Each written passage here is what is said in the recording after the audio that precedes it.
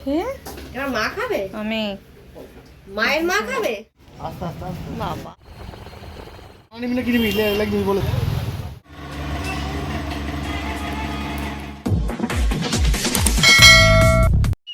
Hello friends, welcome back to our channel. চলে এসেছি আবারও একটা নতুনত্ব ব্লগ ভিডিওর সাথে।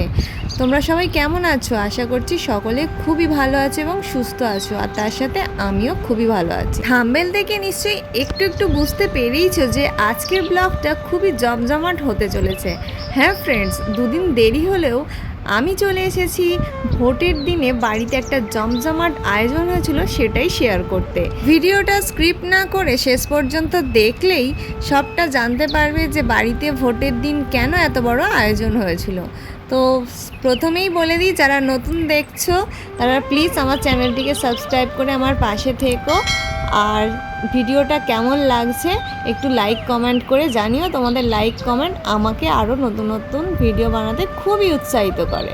তো চলো শুরু করছি। আমাদের এখানে সোমবার দিন ভোট ছিল, তাই সকাল সকাল ভোট দিতে যাব বলে স্নান টান সেরে পুজোটা আগে সেরে নিয়েছি, কারণ আমার কাছে স্নান আর পুজোটা সব থেকে বড় কাজ, তাই ওটা আগে করে নিয়েছি। আমাদের বাড়িটা একদম হাইওয়ের গায়েতেই হওয়ায় গাড়ির আওয়াজে সবসময় আমরা অস্বস্তিতে ভুগি, কিন্তু ভোটের দিন এতটাই যান চলাচল কম ছিল যে একদম শান্ত পরিবেশ হয়ে গিয়েছিল, তাই ভাবলাম তোমাদের সাথেও একটু শেয়ার করি। আর আমাদের বাড়ির সাথেই গাড়ির গ্যারাজ আছে, আর সেখানে মিস্ত্রি কাজ করছে, তোমরা দেখতেই পেলে।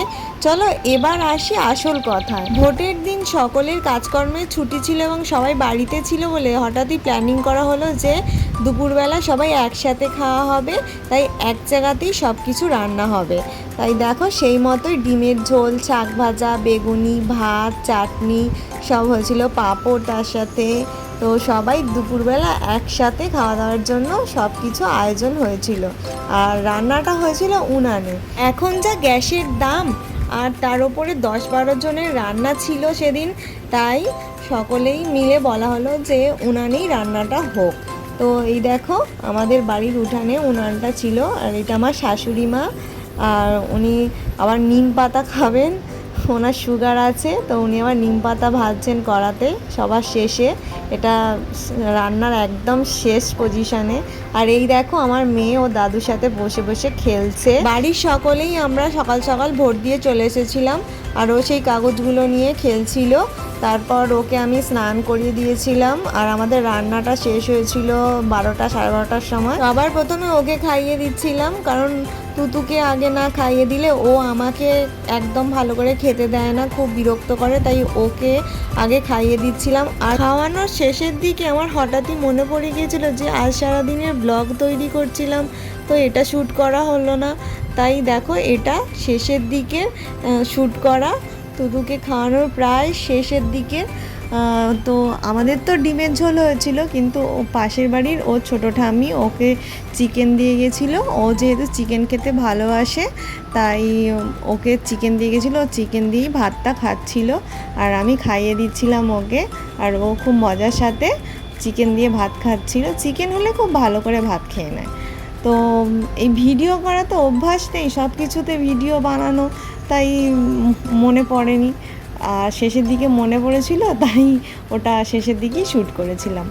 আর এই দেখো নিজে নিজে ও মুখ ধুতে শিখে গেছে এখন, আর জল দেখলে তো ও নিজে নিজেই সব পারে করতে, যদি জল ঘাঁটতে বলা হয় আর ও কাউকে লাগে না, নিজে নিজেই সব পারে। তো এই যে আমার মেজো শাশুড়ি তুতুকে খাওয়ানোর পর রান্নাঘরে গিয়ে দেখি মেজমা একে একে সকলকে এবার খেতে দিচ্ছে। প্রথমে ভাই আর ভাইয়ের বউ খাচ্ছিল, তো তারপরে আমাকে থালায় বেড়ে দিচ্ছিল। আমার থালাটা দেখে আমার যা কি বলছে একবার শোনো। এবার মা খাবে, এবার মা খাবে, আমি মায়ের মা খাবে। ভাত খুবই অল্প খাই বলে একটা ছোট থালা নিয়ে গেছিলাম, আর সেই থালাটা দেখেই যাইভাবে বলছিল যে মেয়ে খাবে না, মেয়ের মা খাবে। আর আমি এদিকে খাচ্ছি, আর মেয়ে কি করছে দেখো, গাছ থেকে একটা করে পাতা পড়ছে আর ও ঝাঁট দিয়ে সরিয়ে দিচ্ছে, কারণ সেদিন দুপুরবেলা একদম মেঘলা করে গিয়েছিল আকাশটা, আর সকালের দিকে খুব রোদ্দুর চড়া ছিল, এতটাই গরম ছিল যে আমরা ভোট দিতে গিয়েছিলাম যখন, খুবই কষ্ট করে ভোট দিতে হয়েছে, লাইনে একদম দাঁড়াতে পারছিলাম না, এত রোদ্দুর ছিল। কিন্তু দুপুর 2টোর দিক করে এমন দেখো মেঘলা হয়ে গিয়েছিল, ঝোড়ো হাওয়া বইছিল, আর বৃষ্টি আসবে আসবে করছিল, তাই আমি তাড়াতাড়ি খেয়ে দিয়ে ছাদে চলে গিয়েছিলাম, কারণ ছাদে জামা কাপড় ছিল তুলতে হবে, হট করে বৃষ্টি এসে গেলে সব ভিজে যাবে। তাই আমি দৌড়ে দৌড়ে ছাদে গিয়েছিলাম, তখনও বৃষ্টি আসেনি বলে তোমাদের দেখাচ্ছিলাম আবহাওয়াটা দেখো কতটা সুন্দর ছিল সেদিন। তারপর ওকে ঘুম পাড়াবো বলে ডাকতে গেছিলাম, ওর মেজদাদার কাছে শুয়েছিল আর ও কিছুতেই আসতে চাইছিল না। আবহাওয়াটা এতটাই ঠান্ডা হয়ে গিয়েছিল যে ও চাদর ঢাকা দিয়ে শুয়েছিল, আর ওকে যত ডাকছি ও বলছে না আমি যাব না, আমি মেজদাদার কাছেই ঘুমাবো। কেমন নাটক শুরু করেছে দেখো, চোখ চিপে শুয়েছিল। আর তার কিছুক্ষণ পরে ও আমার কাছে চলে গিয়েছিল, কারণ ও আমাকে ছাড়া তো ঘুমোতেই পারে না। তারপর ঘুমিয়ে পড়েছিল। আর যেহেতু ছুটির দিন ছিল তাই বাড়িতে সবাই ছিল, সকলেই ছিল, আর খুব মজার সাথে দুপুরবেলাটা আমরা এনজয় করে খেয়েছিলাম।